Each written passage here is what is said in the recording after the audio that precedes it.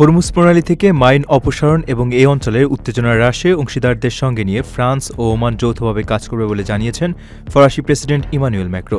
সম্প্রতি প্যারিসের এলিসি প্রাসাদে ওমানের সুলতান হাইতাম বিন তারিক আল সাইদের সঙ্গে দ্বিপাক্ষিক বৈঠকের পর ফরাসি প্রেসিডেন্ট এই তথ্য নিশ্চিত করেন। সামাজিক যোগাযোগ মাধ্যমে দেওয়া এক বিবৃতিতে প্রেসিডেন্ট ম্যাক্রো জানান, সমুদ্রপথ নিরাপদ করতে এবং হরমুজ প্রণালী দিয়ে কোনো ধরনের শর্ত ছাড়াই অবাধে জাহাজ চলাচল গ্যারান্টিযুক্ত করতে তারা তাদের অংশীদারদের সঙ্গে সহযোগিতার ভিত্তিতে কাজ করার সিদ্ধান্ত নিয়েছেন।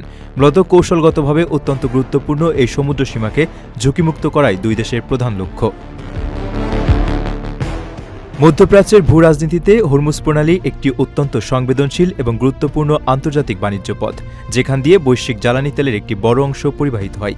এই অঞ্চলে মাইন অপসারণের যৌথ উদ্যোগ কেবল নৌ নিরাপত্তা নিশ্চিত করবে না, বরং চলমান আঞ্চলিক উত্তেজনা প্রশমনেও গুরুত্বপূর্ণ ভূমিকা রাখবে বলে আশা প্রকাশ করেছেন ফরাসি প্রেসিডেন্ট। ওমানের সেরা রেট দিচ্ছে বাংলাদেশি প্রতিষ্ঠান গালফ এক্সচেঞ্জ। প্রিয়জনকে টাকা পাঠাতে আজই আসুন আমাদের যে কোনো ব্রাঞ্চে অথবা কল করুন স্ক্রিনে দেয়া নাম্বারে। গালফ এক্সচেঞ্জ, বাংলাদেশিদের প্রিয় এক্সচেঞ্জ।